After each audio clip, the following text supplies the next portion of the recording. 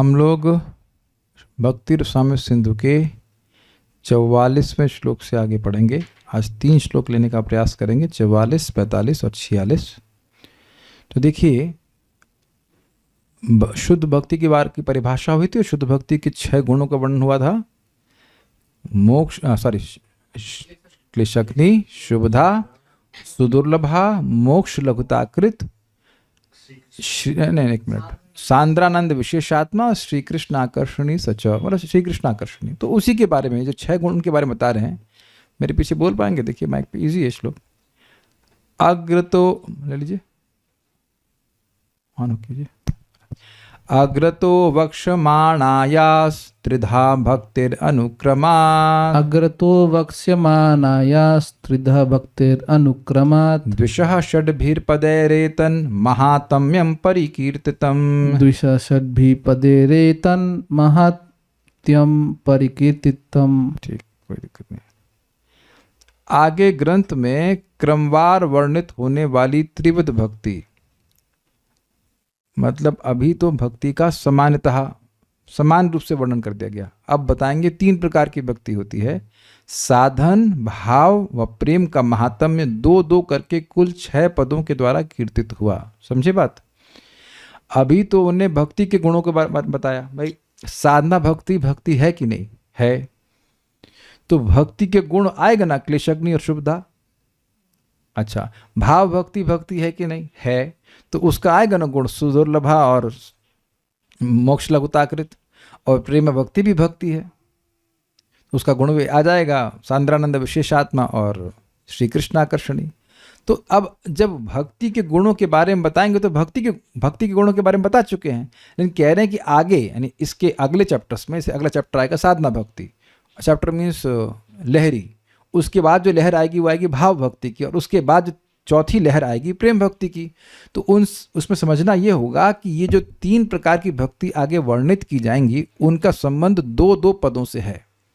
मतलब साधना भक्ति का संबंध है क्लेशग्नि शुभधा से, भाव भक्ति का संबंध है मोक्ष लघुताकृत और सुदुर्लभा से, और प्रेम भक्ति का संबंध है सांद्रानंद विशेषात्मा और श्री कृष्ण आकर्षणी। ईजी है, बहुत ईजी है, कुछ भी इसमें समझने वाला नहीं है। मतलब बहुत कॉम्प्लिकेटेड नहीं है, समझने वाला तो है लेकिन कॉम्प्लिकेटेड नहीं है। फोन को साइलेंट पे रख दीजिएगा कृष्ण प्रभु, ध्यान रखिएगा। आप यहाँ पे आ रहे हैं तो इसकी फीस है डिसिप्लिन। जूम पे तो कैसे भी चलेगा, लेकिन यहाँ पे बहुत कैसे भी नहीं चलेगा। जूम वालों, आप लोग अगर वीडियो ऑफ ऑन है तो ठीक से सुनिए। Discipline is the fees which I demand, नहीं तो मेरा मन डिस्टर्ब हो जाता है। अग्रतः मतलब आगे ग्रंथ में, इसी आगे ग्रंथ में अनुक्रमात् एक के बाद एक क्रमवार वक्ष्यमाणायाः वर्णित होने वाली त्रिधा यानी त्रिविध 3 प्रकार की भक्ति अर्थात साधन, भाव व प्रेम का एतत् महात्म्य, यह महात्म्य मतलब ये जो बताया गया 6 प्रकार से, द्विषः 2-2 करके षड्भि पदई कुल 6 पदों के द्वारा परिकीर्तितम अर्थात कीर्तित हुआ है। समझे बात? इस ग्रंथ में आगे यानी अगली लहरी में बताएंगे साधना भक्ति, उसके वाले में बताएंगे भाव भक्ति, और उसके आगे बताएंगे प्रेम भक्ति। तो कह रहे हैं उन सब का महात्म्य यानी कि जो 6 गुण बताए गए हैं वो महात्म्य है ना उनका। तो साधना भक्ति का है शुभदा और क्लेशग्नि, भाव भक्ति का है मोक्ष लघुताकृत और सुदुर्लभा इंक्लूडिंग द फर्स्ट 2, और उसके बाद प्रेम भक्ति का श्री कृष्ण आकर्षणी और सांद्रानंद विशेषात्मा। ये हिसाब किताब है, ठीक है। आप फ़ोन का उपयोग कर सकते हैं जूम ज्वाइन करके, ऐसे तो क्लास समझ में नहीं आएगी। इनको सिखा दीजिए कैसे करना, या मेरे फ़ोन से ज्वाइन करा दीजिए जैसे। दुर्गम संगमनी टीका, दिशो अर्थात 2-2 करके क्लेशग्नि इत्यादि 6 पदों के द्वारा भक्ति अर्थात साधन, भाव व प्रेम का महात्म्य परिकीर्तित हुआ। समझ में आ गया? 2-2 का संबंध 3 प्रकार की भक्तियों से 6 हो गए। परि शब्द का अर्थ है असाधारण रूप से, परिकीर्तित हुआ मतलब विशेष रूप से उसका वर्णन किया जाएगा। साधन रूपा भक्ति में क्लेशग्नि शुभधा 2 गुण हैं। देखते जाइए, इधर देखिए टेक्स्ट पे देखिए, टेक्स्ट पे देखिए। भाव रूपा भक्ति में क्लेशग्नि शुभधा मोक्ष लघुताकृत और सुदुर्लभा 4 गुण हैं। प्रेम रूपा भक्ति में समस्त 6 गुण हैं, मतलब सांद्रानंद विशेषात्मा और श्री कृष्ण आकर्षणी भी है। पृथ्वी, जल, तेज और वायु, इन 4 भूतों में जिस प्रकार क्रमशः गुणों की वृद्धि होती है, उसी प्रकार भक्ति के गुणों की वृद्धि क्रमशः साधन, भाव और प्रेम भक्ति में होती है। बस समझ में आ गया। इसका मतलब यह है कि देखिए, आकाश तत्व का गुण वायु में है, वायु में भी है। आकाश का है शब्द और वायु का है शब्द और स्पर्श। वायु से आती है अग्नि, तो अग्नि में शब्द भी है, रूप भी है और तेज भी है। और अग्नि से आता है जल, तो जल में शब्द भी है, रूप भी है, स्पर्श भी है और रस भी है। और जल से आती है पृथ्वी, तो पृथ्वी में शब्द, रूप, रस, स्पर्श और गंध ये भी है। तो उसी तरह से, उसी के हिसाब से आपको समझना होगा कि प्रेम भक्ति में इससे पहले वाली भक्ति के सारे गुण। ये बात खत्म, आगे हम बढ़ते हैं। अब एक बहुत ही रुचिकर पॉइंट आ रहा है। यहां पर बोल रहे हैं उन लोगों को जो भक्ति नहीं करते हैं कि भाई देखो, अगर तर्क ही करते रहोगे तो भक्ति में प्रवेश नहीं होगा, भक्ति के तत्व को नहीं समझ पाओगे। ध्यान दीजिएगा, बहुत ध्यान से सुनिएगा क्या कहा जा रहा है। केवल तर्क करते रहोगे, ऐसा नहीं है कि भक्ति में युक्ति या तर्क का स्थान ही नहीं है। कैमुत्य न्याय नहीं सुना? कितनी सारी युक्ति हैं भाई। जब एक ही नाम से अनंत जन्मों का पाप नष्ट हो जाता है तो एक जन्म का तो हो ही जाता है। तो ये युक्ति हुई कि नहीं? लॉजिक है कि नहीं? ये लॉजिक है कि नहीं भाई? कोई आदमी अगर मान लीजिए कि गंगा जी में ऊंट डूब जाता है तो लॉजिकल है कि भाई एक इंसान तो डूब ही जाएगा। तो ऐसा नहीं है कि लॉजिक का आधार ही नहीं, लॉजिक है ही नहीं। इलॉजिकली भक्ति नहीं कर रहे हम। लेकिन क्या बात होती है कि जब लॉजिक या तर्क शास्त्र को छोड़ के किया जाता है तो उसे कहते हैं शुष्क, उसमें कोई रस नहीं, कोई दम नहीं है। जैसे फॉर एग्जाम्पल, अब आप लोग सुनते हो कि भगवान का नाम भगवान से अभिन्न है। राम बोल रहे हैं तो राम भगवान का संपर्क मिल रहा है, ये आपको अनुभव हो गया है? अनुभव नहीं हुआ है। और क्या ये लॉजिक के अनुसार है? नहीं, लॉजिक के अनुसार भी नहीं है। लॉजिक क्या होता है? लॉजिक ये है कि भाई आम बोलने से आम नहीं आ जाता है। अग्रीड? नहीं तो सब्जी लाना तो बड़ा आसान होता है भाई, लौकी लौकी लौकी, और लौकी सब्जी बन गई। तो ऐसा तो नहीं होता है। तो अब कोई अगर ये लॉजिक लगाए कि भाई क्या लौकी लौकी करने से लौकी आ जाती है या आम करने से आम आ जाता है, तो तुम भक्तों पे आक्षेप करें अरे तो राम करने से राम कैसे आ जाएंगे? तो ये इस तर्क का शास्त्र का कोई आधार नहीं है। शास्त्र स्वयं बोल रहा है, पद्म पुराण बोल रहा है, अभिन्नत्व नाम नामिनः, पूर्ण शुद्ध नित्य मुक्त अभिन्नत्व नाम नामिनः। भगवान का नाम नामी अर्थात भगवान से पूर्णतः अभिन्न है। तो जो भक्त है, चाहे वो किसी भी स्टेज पे है, वह इस बात को श्रद्धा से स्वीकार करता है कि ऐसा है। क्यों?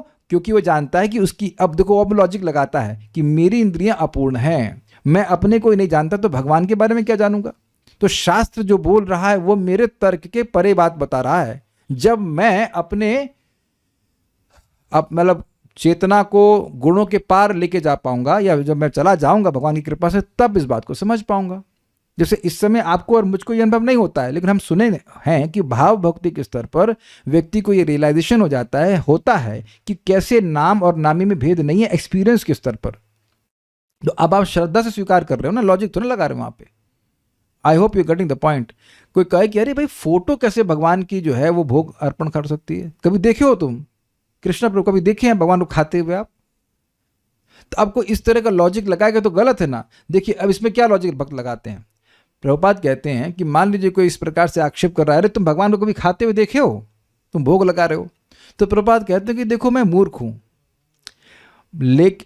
मैं मूर्ख हूं। भगवद गीता में लिखा है, अर्थात भगवान बोलते हैं कि अगर उनको अर्पण करते तो वो खाते हैं। तो तुम तो तीसरे व्यक्ति, और गुरु महाराज बोल रहे हैं, गुरु महाराज बोल रहे हैं कि भगवान को भोग अर्पण करो, तुमको खाते हैं। तो गुरु जी बोल रहे हैं, भगवान बोल रहे हैं, तुम तो तीसरे आदमी हो, मैं तुम्हारी बात क्यों मानूं? लॉजिक है कि नहीं? यहाँ पे लॉजिकल है ना, है ना लॉजिक? शास्त्र बोल रहा है, गुरु बोल रहा है। अब इस सामने वाला व्यक्ति तो बेवकूफ है, उसकी बात क्यों मानूं मैं? उसे क्या दिख रहा है? मान लीजिए अंधा कोई कहे कि अरे सूर्य नहीं है, तो उसकी बात मानेंगे? तो ऐसा नहीं है कि युक्ति का कोई अवकाश नहीं। लेकिन आप देखिए कि इस युक्ति में, जैसे मैंने युक्ति दी कि गुरु महाराज बोल रहे हैं, शास्त्र बोल रहा है, तो मैं शास्त्र का आधार लेकर के बोल रहा हूं। तो ध्यान दीजिएगा कि युक्ति का स्थान है, लेकिन युक्ति इंडिपेंडेंटली नहीं आपको भक्ति का ज्ञान दे सकती है। भक्ति का ज्ञान किससे कैसे होता है वो श्लोक पे हम सुनेंगे, और बहुत ध्यान से सुनिएगा इस बात को। बहुत अच्छी, बहुत आपके जीवन के लिए सबसे महत्वपूर्ण पॉइंट है यहाँ पे, कैसे भक्ति की बात समझ में आती है। मेरे पीछे बोलिए। स्वल्पापि रुचिरेव, एक्चुअली मैंने तो तोड़ दिया तो बोलने में दिक्कत आएगी, लेकिन ऐसे बोला जाएगा उसको। स्वल्पापि रुचिरेव स्यात् भक्ति तत्वावबोधिका।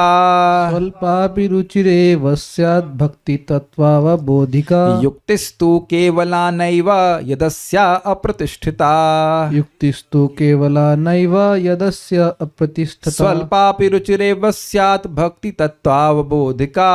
स्वल्पापि रुचिरेव स्यात् भक्ति तत्त्वावबोधिका। युक्तिस्तु केवला नैव यदस्या अप्रतिष्ठिता। युक्तिस्तु केवला नैव यदस्य अप्रतिष्ठिता। बहुत अच्छा श्लोक है ये, बहुत अच्छा श्लोक है, वेरी नाइस। थोड़ी सी रुचि ही भक्ति तत्व का बोध कराने वाली होती है। अब इस बात को यही समझ लीजिए कि थोड़ी सी रुचि का क्या मतलब है। थोड़ी सी रुचि का मतलब, यहां जो सामने बैठे हैं उनसे पूछ लूंगा, इसलिए ध्यानपूर्वक सुनना। हाँ, आप ध्यानपूर्वक सुन रहे हैं, नहीं अब फर्जी नहीं बैठिएगा, एकदम फर्जी वाला एक आदमी नहीं चाहिए हमको। थोड़ी सी रुचि का मतलब है कि भाई भक्ति के जो प्रतिपादक ग्रंथ हैं, श्रीमद् भगवद गीता, श्रीमद् भागवतम, चैतन्य चरितामृत, ये जैसे भक्ति रसामृत सिंधु, तो इनमें उत्तमत्व बुद्धि कि ये उत्तम है, ये सर्वश्रेष्ठ है। जो बात भगवत गीता में लिखी है वो सत्य है, जो बात श्रीमद् भागवत में लिखी है वो सत्य है। मैं फिर रिपीट कर रहा हूं, थोड़ी सी रुचि का मतलब है कि आपके मन में विश्वास है कि भगवत गीता, भागवतम सबसे अच्छे ग्रंथ है, जो इसमें जो लिखा है वो सर्वश्रेष्ठ है, इसमें कोई त्रुटि नहीं है। इसके विरुद्ध जो कोई बोलेगा, कोई शास्त्र को कोट करेगा, हम उसको नहीं मानेंगे। कृष्णा प्रभु ये विश्वास है कि नहीं है? अब समझ में आ गया? तनिष्क, आपको विश्वास है? नहीं है? है नैका है, नैकाद है नहीं। अच्छा, अगर मान लीजिए मैं कहूं कि कृष्ण भगवान नहीं है, तो नहीं मानूंगा। तो यही तो बोल रहे हैं। तो आपको कैसे मालूम चला कृष्ण भगवान है? लिखा कहाँ लिखा? अखबार में, दैनिक जागरण में, भगवत गीता में। यही मैं समझा रहा हूं। यहां कोई व्यक्ति हाथ खड़ा करे जिसको ऐसी रुचि नहीं है, ये कर ही नहीं सकते। आप लोग आए क्या के लिए? कुछ आप समझ रहे हैं? ऐसी मैं कोई भी बात बोल दूं जो भगवत गीता के विरुद्ध हो, तो आप में से कोई व्यक्ति स्वीकार नहीं करेगा। और आप बाहर भी कहीं सुनते हो कोई बात, कोई व्यक्ति कुछ बोल रहा है जो भगवत गीता के विरुद्ध है, तो आप स्वीकार नहीं करोगे। क्यों? क्योंकि आपके मन में श्रद्धा है कि भगवत गीता में जो लिखा है वो पूर्णतः सत्य है, वो बिल्कुल सही है। इट इज क्वाइट इंटरेस्टिंग कि योग्यता आप में पहले से है, अब आप आज जान रहे हो, ओ अच्छा ये योग्यता है। समझे बात? आप में से सभी लोग जो भक्ति में आए हैं उनको गीता भागवत सुनाई गई थी। किसको? वही दैनिक जागरण पढ़ा करके भक्ति में लाए थे, गीता भागवत सुनाई थी। और आप ये, अगर मैं ये आपसे पूछूं कि आपको विश्वास क्यों है, जरा माइक ऑन करो, मजा लिया चलो भक्तों से, थोड़ा मजा लिया जाए। कृष्ण प्रभु आए तो कृष्ण का स्वागत किया जाना चाहिए। तो हम मैं प्रश्न पूछता हूं कि कृष्ण प्रभु ये बताइए कि आप ये क्यों मानते हो कि गीता सही है? It's a difficult question, let's see if you can answer. बोलिए, क्यों मानते हैं कि गीता सही है? बस किताब में लिखा होगा मान लेंगे आप? क्योंकि भगवान ने बोली है। अरे तो किसी भी किताब में लिख देगा भगवान ने, ये भगवान ने बोली, आप मान लेंगे? गुरु परंपरा से आ रही है। आपको कैसे पता गुरु परंपरा से आ रही है? आपका गुरु जी से मिले हैं, आपके ब्रह्मा जी से मिले हैं। आप देखो जो लोग अभक्त है वही सब लॉजिक देते हैं कि नहीं? अच्छा, आपको उत्तर नहीं पता, इनको बताइए। उत्तर उसे टीका में आ जाएगा। फिर भी इधर कोई जूम पे काहे गीता को सही मानते हैं? आपने एक दिन बताया था कि जैसे कि एक पिता जो होता है उसका पता चलता माँ से, हाँ, वैसे ही शास्त्र माँ है। वो तो ठीक है, लेकिन शास्त्र माँ है, क्यों विश्वास करते हैं आप? आप समझिए, उसका कारण यहाँ पे बताते हैं। पिछले जन्म का संस्कार, पिछले जन्म का संस्कार होता है, कुछ पुण्य होता है, तब व्यक्ति को विश्वास होता है। और इसको जीव गोस्वामी जी भक्ति संदर्भ में एक श्लोक कोट करते हैं ब्रह्म वैवर्त पुराण से, कि कई कई जन्मों का जब पुण्य इकट्ठा होता है तब व्यक्ति को शास्त्र पे विश्वास होता है। This is amazing. थोड़ा थोड़ा थोड़ा थोड़ा पुण्य इकट्ठा हो रहा है। अब प्लीज इस बात को समझ लीजिए कि आप ऑलरेडी उस पोजीशन पे हैं, नहीं तो आप यहाँ प्रवचन सुनने नहीं आते, और रोज तो बिल्कुल ही नहीं आते। ये कुछ समझ पा रहे हैं अपने भाग्य को? ये समझे तो कभी भक्ति नहीं छोड़ेंगे। ये जो आपकी श्रद्धा है ना, नेचुरल की गीता सही है, ये नेचुरल नहीं है। ये कई कई जन्मों में जब पुण्य इकट्ठा होता है तब व्यक्ति को भगवत गीता भागवतम पे विश्वास होता है, क्योंकि आपको उस चीज पे विश्वास हो रहा है जिसका अनुभव भी आपको नहीं है। भगवान से तो आप मिले नहीं कभी। ये अब मैं नाम ले रहा हूं, एक ब्रह्मित कुमारी, मतलब क्या है, ब्रह्म कुमारी संप्रदाय है, वहां पे सारी लड़कियां हैं, मेरी लड़के भी होंगे एसोसिएशन से, वो भी भ्रमित हो गए। उनका यह विश्वास है कि गीता भगवान कृष्ण ने बोली ही नहीं है। तनिष्क, कुछ इंटरेस्टिंग लग रहा है आपको ये? गीता मतलब मैं ये प्रवचन दे ही नहीं रहा हूं। कोई प्रमाणित कर सकता है कि ये प्रवचन मैं दे नहीं रहा हूं?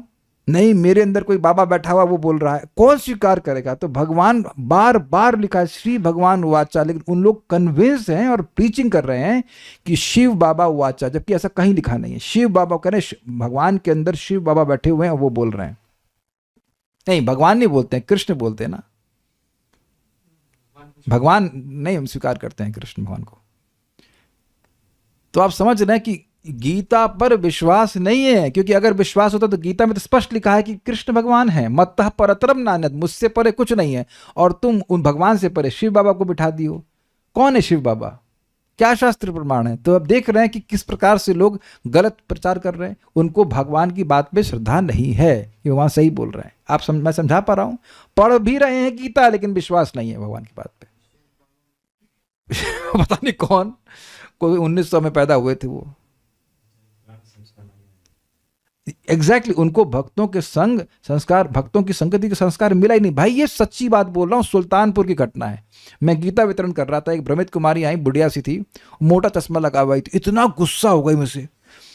उससे पहले मुझसे पूछिए ब्रह्म कौन है? हमने कहा ब्रह्म भगवान है। तो पर ब्रह्म कौन है? कहा पर ब्रह्म भी भगवान है। तुम लोग धोखा दे रहे हो, और गुस्सा हो जा रही है। क्या धोखा दे रहे? गीता में तो लिखा हुआ है। ये मैं आपको बता ना, भरतपुर का बुढ़ा वह गीता वितरण कर रहा हूं, कह रहा है अरे ये तो इंसान ने लिखी है। तो हमने कहा इंसानों की लिखी किताब आप नहीं पढ़ते हो क्या? अखबार नहीं पढ़ते कि वो सब भगवान लिखते हैं?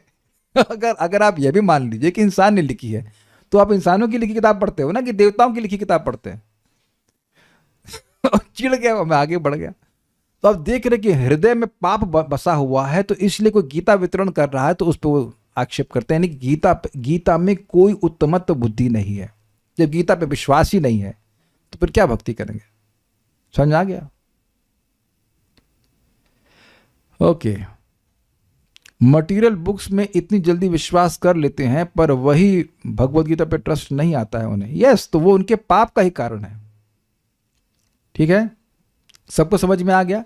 तो केवल युक्ति से काम नहीं चलेगा। जैसे अब समझ में आ गया होगा, केवल लॉजिक से काम नहीं चलेगा, शास्त्र में विश्वास होना चाहिए।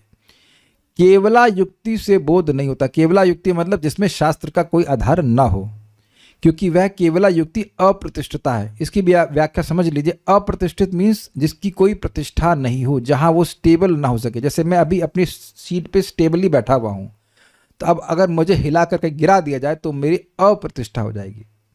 जैसे नाव पे बैठे हैं कभी आप लोग, तो छोटी नाव हो तो उसे वो फिक्स्ड नहीं होती है, मतलब ऐसे हिलती डुलती रहती है।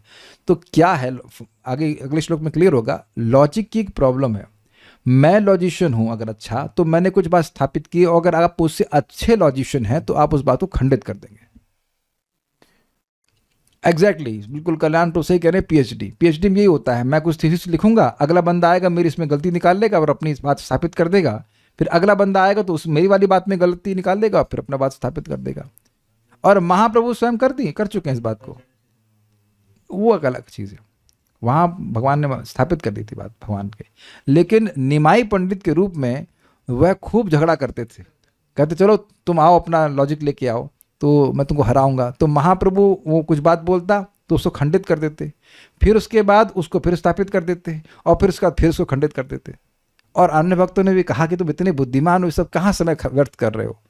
तो ये पॉइंट है कि अगर आप कुछ भी कोई भी लॉजिक देंगे इसमें शास्त्र का आधार नहीं है, तो उसे कोई भी खंडित कर सकता है जो आपसे अधिक लॉजिकल हो। ये समझ में आया? तो इससे भगवान की भक्ति का ज्ञान नहीं हो पाएगा। एक और बात है कि भक्ति इंद्रियों के परे वाला कार्य है, तो आप लॉजिक लगाओगे अपनी बुद्धि के द्वारा तो बुद्धि तो पकड़ ही नहीं पाएगी उसको। ये बात है। तो भक्ति के लिए आवश्यक है कि जो भक्ति के प्रतिपादक शास्त्र हैं उनमें उत्तमत्व बुद्धि की, जो उसमें लिखा है सबसे अच्छी बात है और सबसे सर्वश्रेष्ठ बात है। अन्वय स्वल्पापि रुचिरेव, थोड़ी सी भी, स्वल्प अपि, ज्यादा नहीं। जैसे अभी एक भक्त ने बोला कि 100% नहीं, तो 100% कौन मांग रहा है आपसे? स्वल्प का अर्थ तो 100% नहीं होता है ना। 1% भी श्रद्धा है कि हाँ भाई सही तो बोल रहे होंगे। आप देखो, उस दिन को याद करो जिस दिन आप पहली बार भक्ति करने आए थे। उस दिन कोई बड़ी प्रबल श्रद्धा नहीं थी, लेकिन ये था कि सही बोल रहे हैं लोग, सही बोल रहे हैं लोग। अग्रीड? कोई हमारे विरोध में वोट डालेगा? नहीं डालेगा। गुड, तो सब हमारी पार्टी में आ गए। मैं चाह रहा हूं कि आप इस ग्रंथ को देखिए कैसे एकदम प्रैक्टिकल है, एकदम सत्य दिख रहा है कि हाँ यार ये बात सही है। जैसे मैं अच्छे से अपने उस दिन को याद कर रहा हूं जब हम नामनिष्ठ प्रभु प्रवचन कर रहे थे सिल्वर जुबली ऑडिटोरियम में, तो वहां वो जो बोल रहे थे मुझे सब सत्य लग रहा था। हम देह नहीं है, हाँ ये तो सही बोल रहे हैं। वहां 400 लोगों में केवल एक अकेला मुझको ही अच्छा लगा ये बात उनकी। वो कंकाल दिखाए और सब कुछ था, वो स्पष्ट दिख रहा है ना कि हम लोग ये अंदर कंकाल नहीं है। भाई रियलाइजेशन की बात छोड़ दो, लेकिन लॉजिकल तो बिल्कुल बिल्कुल लॉजिक लग रहा था, हाँ तो सही कह रहे हैं। और बाकी लोग मेरे जो मित्र आए थे उनको मैंने बोला देखो कितना अच्छा प्रवचन किए। अरे यार फालतू है, लोग आते रहते हैं। तो 400 लोग बैठे हैं, कुछ लोग मजाक बना के चल दिए, उनसे मजाक भी कर रहे थे, लेकिन आई वॉज नॉट, मतलब एक भी मैंने प्रश्न नहीं किया, लेकिन मैंने मजाक उनका नहीं उठाना। सही सही बोल रहे हैं। फिर प्रभुपाद की ग्रंथ पढ़ रहा था, सही सही सही बोल रहे, everything was correct, everything was correct. तो आप ये तो नहीं कह सकते मेरी 100% फेथ थी, लेकिन ये बोल रहे हैं कृष्ण भगवान हैं और मुझे कुछ ज्ञान नहीं था। आया एक दिन में क्या ज्ञान हो जाएगा जरा बताइए? कोई प्रवचन और नहीं सुनने को मिला 2 महीने, बस प्रभुपाद ग्रंथ पढ़ रहा था और मैं ज्यादा समझ भी नहीं पा रहा था, लेकिन ये विश्वास था कि सत्य बोल रहे हैं। सनक सनातन प्रभु बता रहे थे कि जर्मनी से वो ज्वाइन किए, पता है कौन से ग्रंथ से ज्वाइन किए थे? श्रीमद् भागवतम से। और उसको पढ़ते चले गए और उनके मन में आ रहा था जो उत्तर मुझे चाहिए उससे मिल रहा है, इस ग्रंथ सही है, ग्रंथ सही है। पहली बार में वो भी जर्मनी का व्यक्ति क्या भागवत समझेगा? तो आप देख रहे हैं कि ये लॉजिक से नहीं आ रहा है, आपकी श्रद्धा है। And you must preserve this faith. कोई भी व्यक्ति आपकी इस श्रद्धा को अगर हानि पहुंचा रहा है, चाहे वो भक्त के भेष में हो, भाई दोबारा बात नहीं करना उससे। जो आपकी श्रद्धा को शास्त्र में हिला दे ना, भैया हमसे उस बात ही नहीं करनी, घृणा नहीं करनी, झगड़ा नहीं करना, लेकिन आप दूर से अच्छे लगते हैं। ये लोग दूर से अच्छे लगते हैं, टेलीस्कोप से आपको देख लेंगे लेकिन आपके पास आके बात नहीं करने वाले। I have seen dangerous, this happens so dangerous. लोगों की खुद की अश्रद्धा होती है, वो आप बोल बोल करके दूसरे पे भी डाल देते हैं। तो खैर, स्वल्पापि रुचिरेव, रुचिर एव, रुचि से ही, थोड़ी सी भी रुचि अगर हो, भक्ति तत्वाबोधिका स्यात्, भक्ति तत्व का बोध कराने वाली होती है। क्या तत्व का बोध कराने वाली होती है? रुचि, इंक्लिनेशन, डिजायर, टेस्ट, या फिर समझ गए रुचि का मतलब? आप लोग को रुचि है ऑलरेडी इसमें। यहां पे रुचि का मतलब रुचि का स्तर नहीं बोल रहे, ध्यान दीजिएगा, एक इंक्लिनेशन बोल रहे हैं। युक्तिस्तु केवला नैव, केवला युक्ति से बोध नहीं होता। लॉजिक लगाते रहो तो अब ये सिंपल सी बात है। अब राम राम करने से राम आते हैं, राम का नाम भगवान है, तो आम करने से तो नहीं आता है। तो लगाते ऐसा व्यक्ति लॉजिक लगाता रहेगा, और क्या वो हरे कृष्ण मंत्र करेगा? जी नहीं, वो नहीं करेगा। Got it? आप लोग को जब हरे कृष्ण मंत्र करने के लिए कहा गया था, कितने लोग लॉजिक लगाए थे? Please raise hand. देखिए कोई लॉजिशियन है यहाँ पे, आपको बोला कि आप करना शुरू कर दिए, हाँ भाई हमारे लाभ के लिए करना शुरू कर दिए। इसमें एग्जाम्पल देता हूं। प्रभुपाद जी हरे कृष्ण मंत्र को होम्योपैथिक मेडिसिन से कंपेयर करते हैं। तो मैंने कई बार एग्जाम्पल दिया, मेरे हाथ में वार्ड्स हो गए थे, अभी एक भी नहीं दिखेगा। तो मेरा एक वार्ड हुआ, मैंने कटवा दिया। फिर दूसरा वार्ड मस्सा टाइप का होता, फिर मैंने कटवा दिया। फिर तीसरा हो गया, हमने कहा तो मेरा हाथ ही कट जाएगा मेरा। तो अब प्रॉब्लम है, आप लोग चैलेंज दे रहा हूं, आप नेट पे सर्च कर लेना, वार्ड्स का एलोपैथ में कोई सोल्यूशन नहीं है। तो लॉजिक में लगाने लगा, भाई ये तो फिर अब क्या करें, कोई सोल्यूशन नहीं है। तो एक मेरी माता जी की मित्र थी, उन्होंने मुझे होम्योपैथिक कुछ मेडिसिन दी, थूजा या कुछ दिया था, तो वो कह रही ठीक हो जाएगा। अब देखिए मेरे पास श्रद्धा के अलावा ऑप्शन क्या है?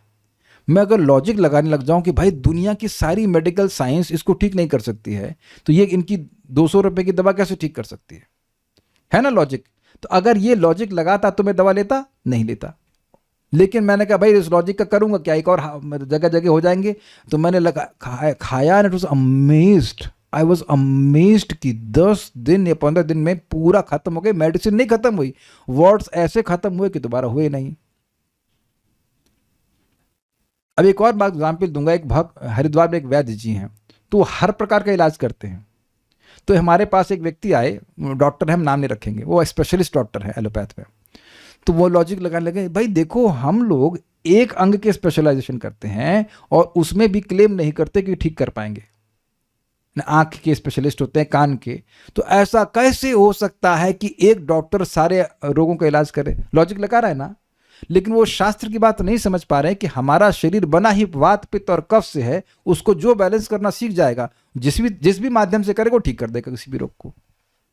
तो आप देखिए वो शास्त्र की बात को स्वीकार नहीं कर रहे हैं, वो स्वीकार करने के लिए अपने लॉजिक को या अपने जो ज्ञान को जो भी उन्हें एलोपैथ से स्वीकार किया। I am not speaking against allopath, I am speaking कि भाई लॉजिक लगाने के चक्कर में व्यक्ति नहीं स्वीकार करेगा। Does that make sense? तो केवल युक्ति मतलब जिसका शास्त्र आधार नहीं है, उससे तत्व का बोध नहीं होता, वो सुनेगा ही नहीं भगवान की बात। यदस्य अप्रतिष्ठा, क्योंकि वह केवला युक्ति अप्रतिष्ठित है। केवला मीन्स एक्सक्लूसिव, जिसमें शास्त्र का आधार नहीं है, वह युक्ति अप्रतिष्ठित है, अनस्टेबल है, वो कोई प्रामाणिक ज्ञान आपको नहीं दे सकती, ये बात कहते हैं। दुर्गम संगमनी यहां पर बहिर्मुख जनों के प्रति कहते हैं किंच इत्यादि। किंच मतलब और भी कुछ कहना है, बहिर्मुख मतलब जो भगवान के भक्त नहीं है, वो उनको श्रील रूप गोस्वामी उपदेश दे रहे हैं कि भाई देखो भक्ति में तो ऐसे गुण हैं, लेकिन अगर आप भक्ति करना चाहते हो तो सुन लो कि क्या योग्यता है। ये बात है, समझे बात? सिंपल लॉजिक लगाते रहोगे तो आप भक्ति नहीं कर पाओगे। एक बात और यहां सीख लीजिए यहीं पर कि अगर आप किसी को भक्ति के बारे में बता रहे हैं तो ये देख लीजिए कि उसकी स्वल्प अपनी रुचि है या नहीं है। नहीं है तो खत्म करिए, प्रसाद दीजिए, आगे बात मत कीजिए। समझ में आ रहा है किसको प्रीचिंग करना है? जिसको थोड़ा बताइए भाई इंसान जानवर में क्या भेद है, ये है, थोड़ा बताइए तो उसकी कुछ इंक्लिनेशन होती है। अगर वह नहीं सुनना चाहता है तो फिर बिल्कुल मत बताइए। उसे प्रसाद दे सकते हैं अगर वो लेना चाहता है तो। See even if you preach to one person, very good, व्यर्थ अपना समय मत कीजिए। बहुत से ऐसे लोग हैं जो कि इसे कहते हैं ना इग्नोरेंट हैं, इनोसेंट हैं, और अगर आप भगवान की बात बताएंगे तो सहज रूप से स्वीकार करते। उनको प्रीचिंग करना है, चाहे वो स्त्री हो, चाहे वो पुरुष हो, चाहे बच्चा हो, चाहे कुछ भी हो। कुछ समझ में आ रहा है ना बात? आप इसका प्रैक्टिकल एग्जाम्पल देख सकते हैं कि ध्रुव महाराज को अपनी माँ की बात पर विश्वास था कि बेटा मैंने सुना है कि भगवान विष्णु जंगल में मिलते हैं, तुम जंगल में जाओ, उनकी भक्ति करो, उनको प्रसन्न करो। वहां तो कोई लॉजिक नहीं लगाए ना वो। देखो भगवान मिल गए 6 महीने में। तो उम्मीद है कि बात समझ में आ रही होगी। भक्ति तत्व ज्ञान के लिए थोड़ी भी यदि रुचि होती है तो इस भक्ति तत्व का बोध होगा, मतलब वह वैष्णवों की संगत में जाएगा, उनमें उपादेय बुद्धि होगी। ये लोग जो बोल रहे हैं सच बोल रहे हैं, सत्य बोल रहे हैं, अच्छी बात बोल रहे हैं, और सुनेगा तो बात समझ में आ जाएगी। सिंपल है। ये समझ में आ रहा है ना सारे प्रवचन? यहाँ पे कठिन तो कुछ नहीं है। केवल युक्ति के द्वारा भक्ति तत्व का बोध नहीं होगा, क्योंकि केवल युक्ति अस्थिर होती है। यहां पर रुचि शब्द का अभिप्राय है पूर्व जन्म के संस्कार से यदि श्रीमद् भागवत आदि भक्ति तत्व प्रतिपादक शास्त्रों में उत्तम ज्ञान होता है, उत्तम ज्ञान मतलब उत्तमत्व का ज्ञान होता है कि ये जो ज्ञान भागवत का ये बहुत अच्छा है, तो वही ज्ञान भक्ति तत्व जानने के लिए उपयुक्त है, क्योंकि वह ज्ञान श्रीमद् भागवत आदि ग्रंथों के शब्दों में श्रद्धा उत्पन्न कराता है। समझ पा रहे कौन सा ज्ञान? ये अवेयरनेस, ये ज्ञान या श्रद्धा कह सकते हैं कि जो भागवत है ये सत्य है, ये भगवत गीता ये सत्य है। मुझे अच्छे से याद है कि मैंने भागवतम का भाव ही नहीं सुना था। 2002 में मैं नैमिषारण्य में गया था अपने फूफा जी के साथ में। कोई स्थान है नहीं, उनका आगे रहते थे, लौट रहते हम लखनऊ की तरफ, तो वहाँ मैंने पंडित जी से उसी स्थान पर जहाँ पर शुद्ध गोस्वामी जी बोले वहाँ पहली बार नाम सुना। महाभारत तो जानते ही थे, भागवत का नाम सुना। उसको भागवत गद्दी बोलते हैं जहाँ तक मुझे स्मरण आ रहा, चक्र तीर्थ के पास में, बस।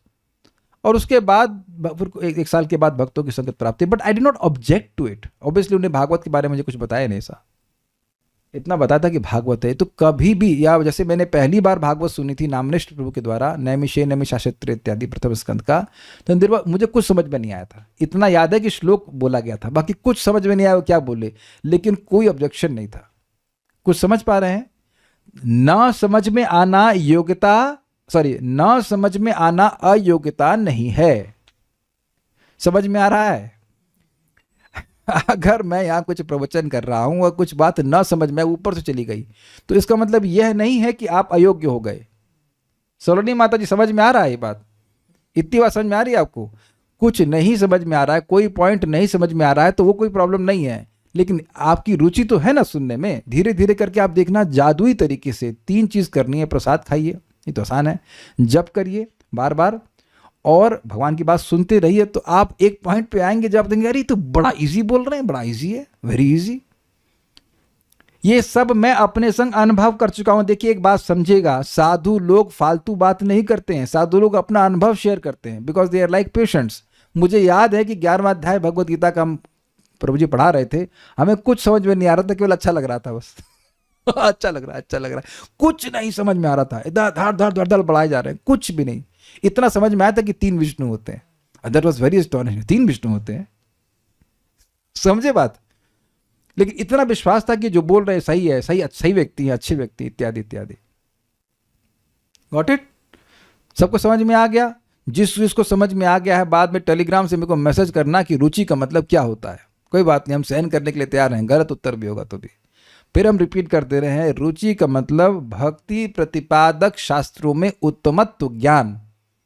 लैंग्वेज समझ में आ रही है कि भगवत गीता भागवत बढ़िया है, ये चीज़ है, इसकी बात बिल्कुल सही है। तो 100% नहीं, लेकिन थोड़ा सा भी ऐसा है तो आप फिर भक्ति में आ सकते हैं, क्योंकि कोई बात बताई जाएगी, शास्त्र का प्रमाण दे दिया जाएगा, आप स्वीकार कर लेंगे, काम खत्म। वो गलत नहीं बोला जा रहा है, वो गलत नहीं बोला जा रहा है, पर आपकी श्रद्धा होनी चाहिए, विश्वास होना चाहिए। और ये होगा कैसे? पहले के पुण्य के द्वारा, पहले के पुण्य के द्वारा ऐसा होता है। देखिए, अगर किसी को इतना भी विश्वास हो गया कि एक नाम बोलने से के बराबर 1 करोड़ अश्वमेध यज्ञ भी नहीं है। मैंने ये नहीं कहा कि 1 करोड़ अश्वमेध यज्ञ हैं, पिटना नहीं मेरे को यमराज जी से। मैं कह रहा हूं कि 1 करोड़ अश्वमेध यज्ञ भी नहीं है। तो आपके जीवन में हरि नाम का जप तो बहुत इंपॉर्टेंट हो जाएगा ना। एक दूसरा, चाहे वो 1-2 माला भी कर रहे हो और चाहे वो नए भक्त भी हो, we will be very respectful. कुछ समझ रहे हैं बात? आप कहेंगे प्रभु जी आप यहाँ क्यों डांट लगाते हो? यहाँ डांट जो है वो डिसिप्लिन के लिए लगाई जाती है, ताकि आप भक्ति ठीक से कर सको, कथा समझ सको। ऐसा नहीं कि कोई मैं डिसरिस्पेक्ट कर रहा हूँ किसी के प्रति। ये मेरे को एकदम भगवान की, मैं चाहता हूँ कि भगवान की कृपा से बनी रहे। मेरे दिमाग में प्रोग्रामिंग बनती जा रही है और बढ़ती जा रही है कि कोई नाम उच्चारण कर रहा है, वो बहुत अच्छी बात है, उसका बहुत बहुत बहुत सुकृत है कि इसके मुख से नाम टकरा रहा है। ये तो हर दिन मैं याद करता हूँ, अपने लिए भी और अन्य लोगों के लिए भी। एक वक्त बोल लेते प्रभु जी करेक्शन दीजिए, हमने कहा जब जरूरत होगी तब देंगे, अभी क्या जरूरत, जब जरूरत नहीं तो काहे को देंगे? आप नाम उच्चारण कर रहे हैं, और क्या कहा जाएगा बताइए?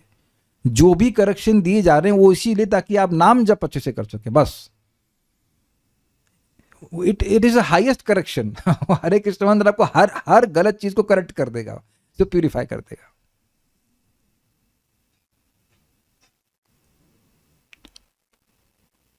ठीक है, क्योंकि यह ज्ञान, हाँ ठीक है, कि मतलब क्या ज्ञान? अगर भागवत में उत्तमत्व ज्ञान है तो फिर व्यक्ति भागवत सुनेगा, भागवत सुनेगा तो भक्ति समझ में आ जाएगी। Is it not? अच्छा चलिए इसको थोड़ा व्यतिरेक में देखिए। क्या आप ऐसे कुछ लोगों का स्मरण कर सकते हैं या जानते हैं कि जो आपकी रिश्तेदारी में हो कुछ, जिनको भागवत में या भगवत गीता में कोई भी उत्तमत्व बुद्धि नहीं है? तो क्या उनको आप गीता पढ़ा सकेंगे? नहीं। ठीक है, क्या भागवत पढ़ा सकेंगे? नहीं। तो क्या जब पढ़ेंगे ही नहीं, जब सुनेंगे ही नहीं, तो क्या ज्ञान हो जाएगा बताइए? अब समझ में आ गया? I think it's very easy. मैं जानबूझ के स्थिर होकर के इस श्लोक को समझा रहा हूं ताकि एकदम क्लियर हो जाए कि आप सभी लोग, हम सभी लोग भक्ति के अधिकारी हैं, क्योंकि हमारी रुचि है भागवत पढ़ने में, गीता पढ़ने में। और यही बात प्रभुपाद अन्यत्र बताते हैं कि जिन लोगों को नेचुरल टेस्ट है गीता में, भागवत में, अरे उनको तो फिर भक्ति उनके लिए बहुत ईजी है, क्योंकि श्रद्धा इधर से पुष्ट होती रहेगी। कि तुम्हारा अनुभव ना हो भैया, से कोई मतलब नहीं है, नाम उच्चारण कर रहे हो तो तुम्हारे अकाउंट में इतना पुण्य जा रहा है, तो करेगा। मैं फिर रिपीट कर रहा हूं कि श्रद्धा होगी तो व्यक्ति कार्य करेगा, श्रद्धा नहीं होगी तो नहीं करेगा। ठीक है, ओके। केवल शुष्क तर्क के द्वारा श्रद्धा नहीं होती है, किंतु रुचि सहित ज्ञान युक्ति से ही भक्ति तत्व का बोध होता है। इसको आगे 1.2.17 में कहेंगे। शास्त्रे युक्तौ च निपुणः सर्वथा दृढ़ निश्चयः प्रौढ़ श्रद्धोधिकारियः स भक्तावोत्तमो मतः। जो शास्त्र कथित अर्थ के प्रतिपादन करने में एवं शास्त्रानुगत अनुकूल युक्ति के द्वारा संगत अर्थ को स्थिर करने में प्रवीण है, उपास्य विचार में एवं पुरुषार्थ विचार में जो दृढ़ निश्चय है, एवं जागतिक समस्त सुख समृद्धि को भगवत भक्ति सुख साम्राज्य की तुलना में तुच्छ जानकर प्रौढ़ श्रद्धावान है, वह भक्ति का उत्तम अधिकारी। बड़ा लंबी बात होगी, समझाता हूं। पहली चीज, वो भक्त जो शास्त्र के अर्थ का प्रतिपादन करने में, उसको प्रेजेंट करने में एक्सपर्ट है, पॉइंट नंबर 1। तो यानी कि शास्त्र को छोड़ नहीं रहा, शास्त्र में खूब श्रद्धा है, अच्छी। दूसरा, शास्त्रानुगत अनुकूल युक्ति के द्वारा संगत अर्थ को स्थिर करने में प्रवीण है। मतलब शास्त्र के अनुसार जो प्रॉपर अंडरस्टैंडिंग है। संगत मतलब होता है जैसे आपने एक बात बोली तो दूसरी बात बोल रहे, उसका विरोध नहीं होना चाहिए, उसमें कॉन्ट्रडिक्टरी बात नहीं होनी चाहिए। तो शास्त्र के अनुगत में, शास्त्र के अनुसार वह युक्ति देता है। जैसे मैं एक सिंपल सी युक्ति दे रहा हूं कि भाई, जैसे हमने शास्त्र की एक बात सुनी कि हाँ, शास्त्र की एक हम सिंपल सी बात सुनते हैं कि अजामिल अपने बेटे का नाम लेने के लिए पुकारा तो उसके सारे पाप ध्वस्त हो गए। तो श्रद्धा से कोई नाम उच्चारण करेगा तो उसको तो कहना ही क्या। तो ये न्याय हुआ ना, कैमित्य न्याय। तो अब ये शास्त्र के आधार पर बात बोली जा रही है।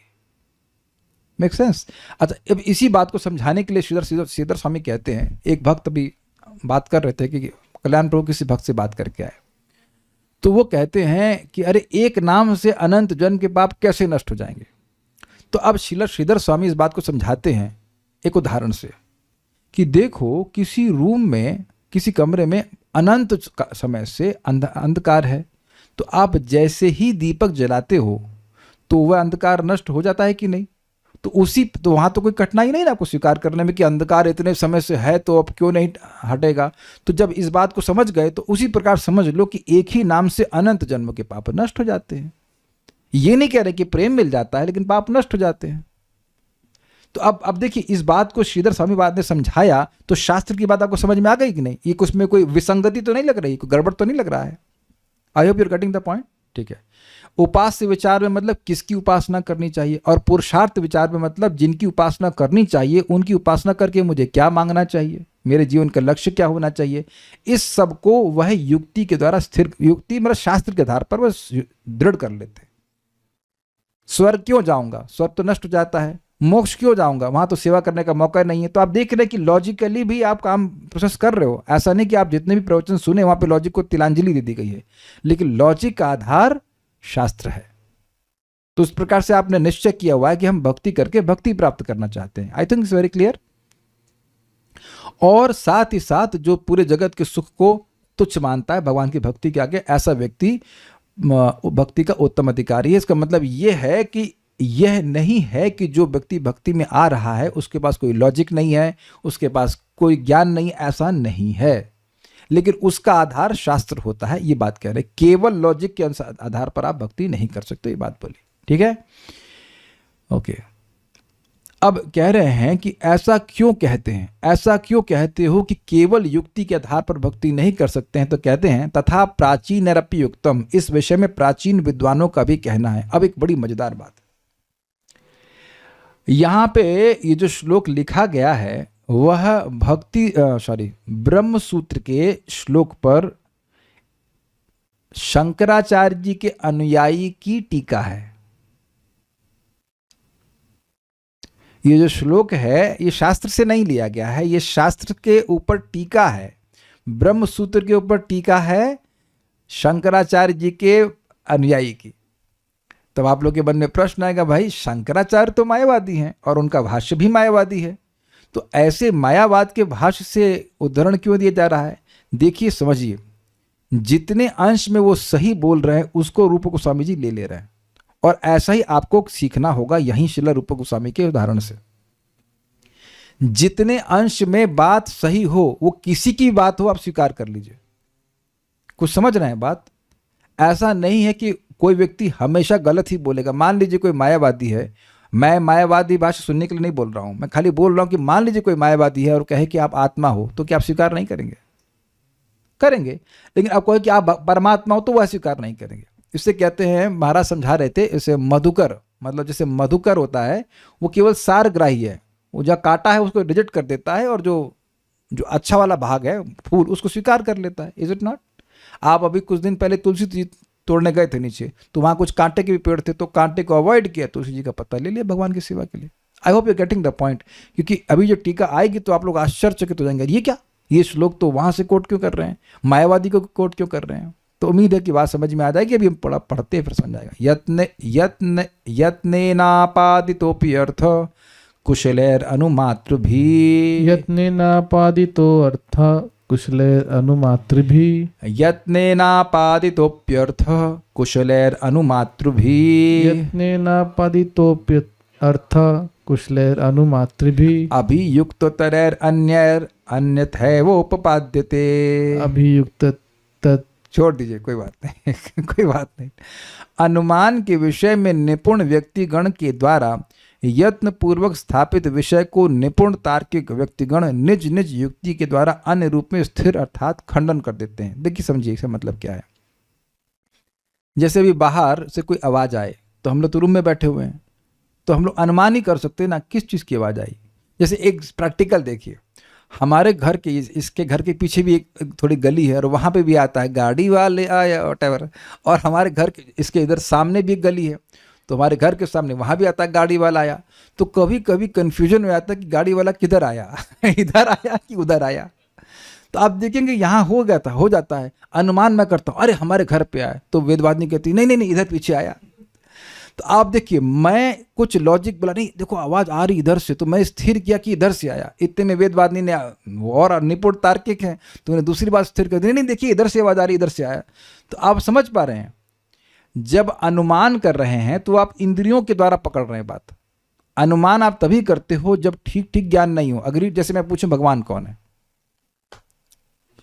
आप कहें कृष्ण, तो ये आप अनुमान नहीं कर रहे हो, ये आप शास्त्र से स्वीकार कर रहे हैं, तो उसमें कोई डाउट नहीं है।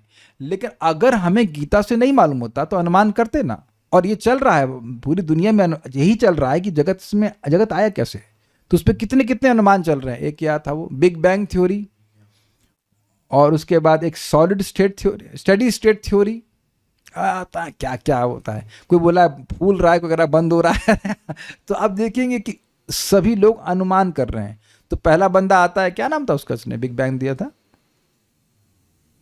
बोल गया, स्टीफन हॉकिंग्स। तो उसने बिग बैंग थ्योरी दी।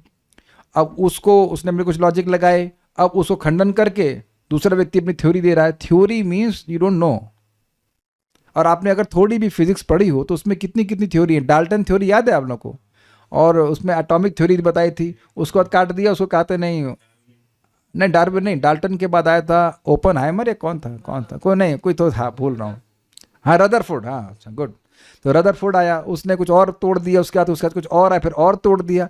तो नई नई बातें स्थिर करते, नहीं ये सही नहीं, वो सही है, नहीं वो सही है, ऐसे करके। तो कह रहे हैं कि एक व्यक्ति जो बड़ा अच्छा लॉजिशियन है वो कुछ बात को स्थिर करेगा, ये ठीक है, उतने में दूसरा उससे श्रेष्ठ आएगा, वो उसको कहेगा ये ठीक है। तो निर्णय क्या करेंगे आप?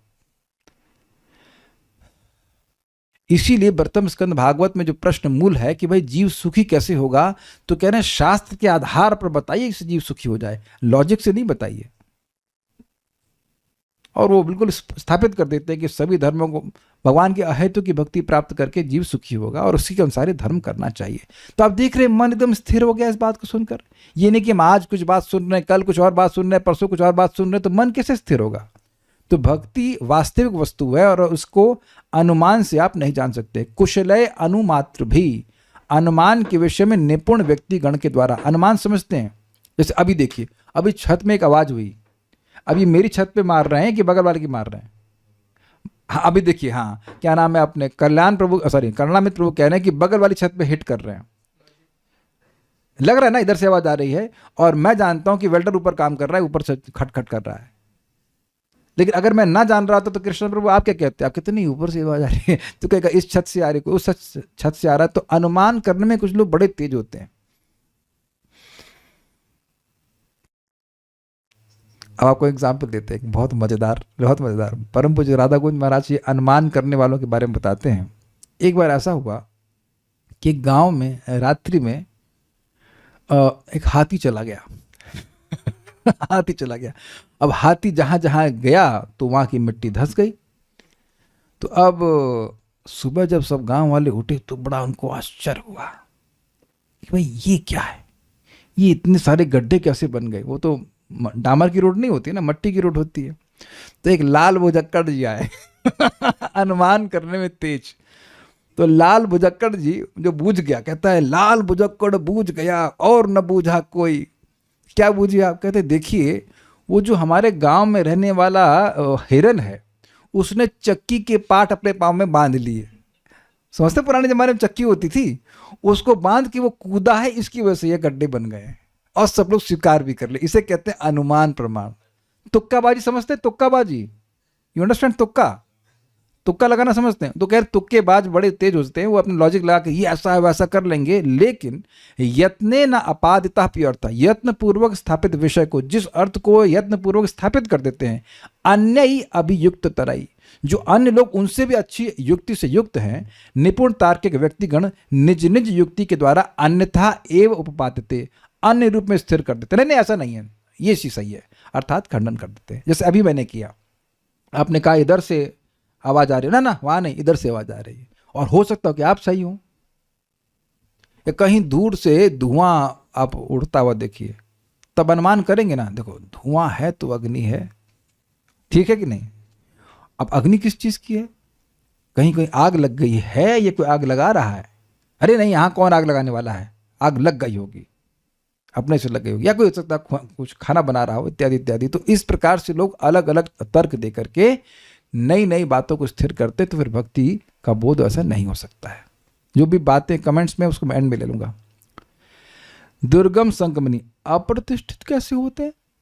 आप ये क्यों कह रहे हो कि भाई तर्क से अप्रतिष्ठा होती, तर्क की अप्रतिष्ठा होती? तो कह रहे हैं उसको कहते हैं ब्रह्म सूत्र के 2.1.12 तर्का अप्रतिष्ठतानात्, तर्क प्लस अप्रतिष्ठानात्, तर्क की प्रतिष्ठा नहीं होती है। ये वेदांत सूत्र से बोला गया, इसलिए शास्त्र का वचन स्वीकार करना चाहिए। नियम के अनुसार चलने वाले श्री शंकर भाष्य के वार्तिककार सुरेश्वराचार्य आदि प्राचीन गण अनुमान के विषय में कहते हैं कि प्रवीणतर तार्किक गण निपुण व्यक्तिगण के द्वारा यत्नपूर्वक स्थापित विषय को निज निज युक्ति के द्वारा अन्य रूप में प्रतिपादित अर्थात खंडन कर देते हैं।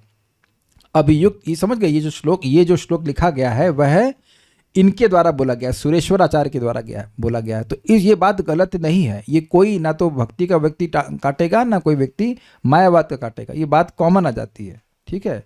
मायावाद से झगड़ा इस बात पे नहीं कि हम लोग आत्मा हैं, वो भी बोलते हैं कि हम आत्मा है और हम भी बोलते हैं आत्मा है, लेकिन जो आत्मा का संबंध भगवान से, वहाँ वो गलत चले जाते हैं। उम्मीद है कि बात समझ में आ रही होगी। वह भी कहेंगे कि इंद्रिय संयम करना चाहिए, भक्ति में भी कह रहे हैं इंद्रिय संयम करना चाहिए, कैसे करना चाहिए वो थोड़ा अलग हो जाता है, काफ़ी अलग हो जाता है। अभियुक्त तर्क का अभिप्राय है तार्किकों में प्रवीणतर, मतलब मैं लॉजिशियन हूँ और मुझसे कोई श्रेष्ठ और कोई लॉजिशियन हुआ। श्री भक्ति रसामृत सिंधु के दुर्गम संगमनी नामक टीका में लहरी चतुष्टयात्मक पूर्व विभाग स्थित सामान्य भक्ति नामक प्रथमा लहरी समाप्त। ये लाइन समझ में आई? पूर्व विभाग में 4 लहरी हैं, 4 लहरी की पहली लहरी की टीका थी, वो समाप्त हो गई। तो भगवान की कृपा से हम लोग पहली लहरी को पार कर गए।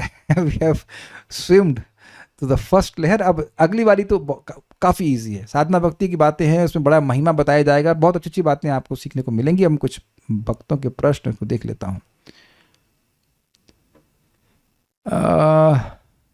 अक्सर सुना जाता है कि भगवान की इच्छा के बिना एक पत्ता भी नहीं हिलता।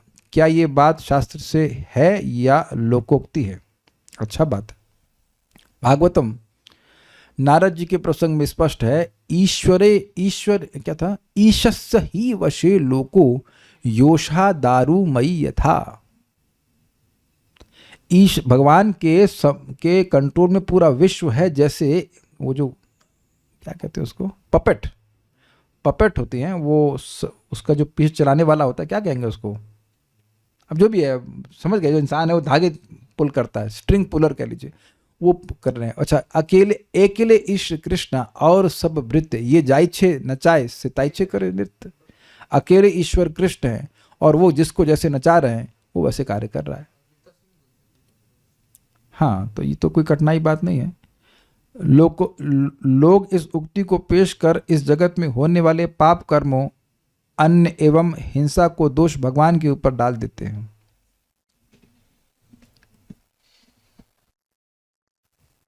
तो सारे नरक में भगवान ही भरे हुए हैं। देखिए, ये भगवान स्वयं कहे हैं कि जो पापी होते हैं उनको पाप योनि में भगवान डालते हैं। गीता में बोले है ना, आसुरी में वह मापन्ना मूढ़ा जन्मनि जन्मनि माम अप्राप्य कौन्तेय ततो याति अधमाम गतिम। लेकिन वो ऐसा क्यों करते हैं? क्योंकि ऐसी जीव की खुद की इच्छा है। ऐसा नहीं है कि हम लोग एकदम रोबोट की तरह हैं और हम लोग को बस एकदम यंत्रवत भगवान चला रहे हैं। मेरी इच्छा है, इस कारण से भगवान उसको फैसिलिटेट कर रहे हैं, ये अर्थ है। जैसे मैं यहाँ कुछ बोलना चाहता हूँ, तो अब भगवान की शक्ति के बिना मैं कुछ कर नहीं सकता। इसको एकदम क्लियर समझ लीजिए, हम लोग पहले भी सुन चुके हैं इस बात को, अभी शास्त्र से सुन रहे हैं हम लोग। मार्कंड ऋषि कहते हैं कि जीव इच्छा करता है, ठीक, और जीव इच्छा करने में स्वतंत्र है। अब उस इच्छा को भगवान देखते हैं और फिर भगवान प्राण शक्ति को क्रियान्वित करते हैं। प्राण शक्ति मन को क्रियान्वित करती है और मन इंद्रियों को क्रियान्वित करता है। ये है सीक्वेंस। क्लियर, सबको समझ में आया? तो आप ये नहीं कह सकते कि भगवान के बिना हम कुछ कर सकते, नहीं, भगवान के बिना हम कुछ नहीं कर सकते हैं। किसी भी कार्य को करने में 5 कारण हैं, गीता में जानते हैं, हमारा शरीर, हमारी इंद्रियां, चेष्टा, जीव और परमात्मा। तो भगवान की सैंक्शन के बिना तो कुछ नहीं हो सकता, इसमें कोई संदेह नहीं है। लेकिन आपको, हमको पुण्य और पाप क्यों भोगना पड़ता है? हमारी इच्छा की वजह से। जैसे मान लीजिए मैं किसी होटल में जाऊं और मैं कहूं भाई डोसा बनाना। अब डोसा मैंने बनाया, डोसा तो मैंने नहीं बनाया, लेकिन डोसे का पेमेंट मैं क्यों करूं? क्योंकि मैंने ऑर्डर किया है, मैं खाऊंगा उसको। तो बड़ी स्पष्ट बात है कि पाप और पुण्य जो करते हैं वो उनकी इच्छा है, इसलिए भगवान ऐसी सुविधा प्रदान करते हैं। समझ रहे ना बात? और देखिए, ऐसे लोगों को आप प्रीचिंग कर भी नहीं सकते। मैं फिर रिपीट कर रहा हूं, जिनकी भक्ति के शास्त्रों में रुचि नहीं है, you just drop them, because you will otherwise you will drop so many very important people. समझे बात? आप जिस भक्त ने प्रश्न किया है, क्या आपने कभी इस तरह का प्रश्न में से किया है? तो आप समझिए कि जब आप टीचर बन रहे हैं तो आप ऐसे व्यक्ति को ही पढ़ाइए जिसकी श्रद्धा है। जिसको नहीं श्रद्धा है उसको छोड़ दीजिए, बिल्कुल। एक व्यक्ति हमको बोले जीव इस जगत में कैसे आया, मैंने कहा इसको छोड़ो, इस पर डिस्कशन मत कीजिए। नहीं, पहले इसको बताइए, नहीं तो हम भक्ति नहीं करेंगे। हम तो मत करो मैंने कहा मत करो। नहीं, उधर फोन पे कुछ मैसेज किए थे, कहते हम नहीं करो मैं वैसे भी गाड़ी चला रहा था, कहते कॉल कर ली थी तो गलती से उठा लिया मैं मत कर। मैंने 6 महीने से भक्ति मत नहीं करी, तो हमने कहा 6 जन्म मत करो, मेरे क्या फर्क पड़ता है। वो सोच, एक अमेजिंग बात है। आप डॉक्टर के पास जाते हो तो आप डॉक्टर पे एहसान करने जाते हो कि डॉक्टर आप पर एहसान करता है, बताइए। अरे मतलब आप भक्ति कर रहे हो तो डॉक्टर पे एहसान कर रहे हैं। हम खुद ठीक होंगे ना, जिसकी ये भी अवेयरनेस नहीं है कि मैं अपने लाभ के लिए वैष्णव की संगति कर रहा हूँ, गुरु की संगति कर रहा हूँ, वो ऐसा बात बोले कि मैं नहीं करूंगा तो मत कर भाई, तो क्या फर्क पड़ता है। मैं इस बात को बिल्कुल पकड़ के चल रहा हूं। For me every devotee is important who has this qualification, कि शास्त्र में श्रद्धा है, उसको हम आराम से गाइडेंस कर सकते हैं। यहाँ देखो, यहाँ लिखा है, यहाँ लिखा है। जैसे भी आपने पूछा तो मैंने शास्त्र से प्रमाण कर दिया। और जो ऐसी बातें करते रहेंगे उनको कुछ नहीं करना है, उन्हें कुछ भी नहीं करना है, कुछ नहीं करना है। तो वहां पे आप चुप हो जाइए और उनको प्रसाद दे दीजिए। ये उस पुण्य से आगे शायद वो कभी जाके भक्त बन जाए। Okay, so will stop here. I hope you got the point. Thank you so much for giving your association. Will stop now. Shri भक्ति स्वामी सिंधु की जय, श्रील प्रभुपाद की जय, श्रील रूप गोस्वामी प्रभुपाद की जय। ताई गौर प्रेमानंद।